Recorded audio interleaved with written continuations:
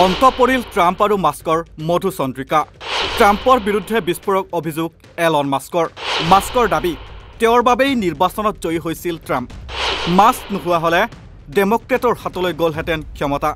ইতিমধ্যে ট্ৰাম্প প্ৰশাসনৰ উপদেষ্টা পদো ত্যাগ কৰিছে মাস্কে ইফালে জেফ্ৰি এপষ্টেইন ফাইলত ট্ৰাম্পৰ নাম থকাৰো দাবী মাস্কৰ আমেৰিকাৰ ৰাজনীতিত ডনাল্ড ট্ৰাম্প আৰু এলন মাস্কৰ মাজত সম্পৰ্কৰ ভাঙনে চূড়ান্ত পৰ্যায়ত পাইছে প্ৰশাসনিক উপদেষ্টা পদৰ পৰা পদত্যাগ কৰাৰ পিছত এতিয়া মাস্কে পোনপটীয়াকৈ দাবী কৰিছে যে তেওঁৰ অবিহনে ট্ৰাম্পে নিৰ্বাচনত জিকিবই নোৱাৰিলেহেঁতেন ইমানেই নহয় জেফ্ৰি এপষ্টেইনৰ ফাইলত ট্ৰাম্পৰ নাম থকাৰো দাবী কৰিছে এলন মাস্কে ইতিমধ্যে এলন মাস্কে এক্সত টুইট কৰি এই দাবী কৰিছে যি দাবীয়ে ৰাষ্ট্ৰপতি ট্ৰাম্পৰ বিপদ ঘণ্টা বজাইছে বুলিও চৰ্চা চলিছে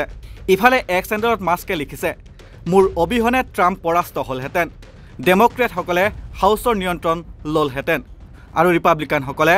সেনেটত 51ৰ পৰা 49 ব্যৱধানত পিছ পৰি থাকিলহেঁতেন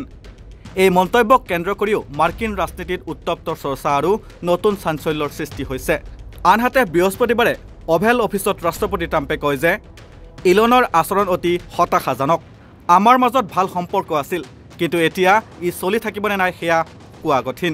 তেওঁ লগতে কয় যে ইলনক শীৰ্ষ উপদেষ্টাৰ ভূমিকা দিয়াৰ পিছত তেওঁৰ পৰা বেলেগ সহযোগিতা আশা কৰা হৈছিল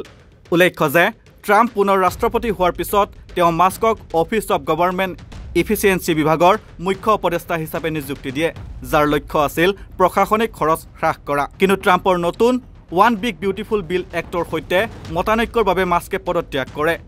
বিধেয়কখনৰ সমালোচনা কৰি মাস্কে কয় যে এখন বিল ডাঙৰ হ'ব পাৰে আৰু ই সুন্দৰ হ'ব পাৰে কিন্তু দুয়োটা মিলি বিপদজনক হ'ব পাৰে এই বিধেয়কখনে $2.5 ট্ৰিলিয়ন বাজেট ঘাটিৰ সৃষ্টি কৰিব কংগ্ৰেছে দেশখনক দেউলীয়া কৰিব এতিয়া শেহতীয়াকৈ ট্ৰাম্প মাস্কৰ মাজৰ সম্পৰ্কৰ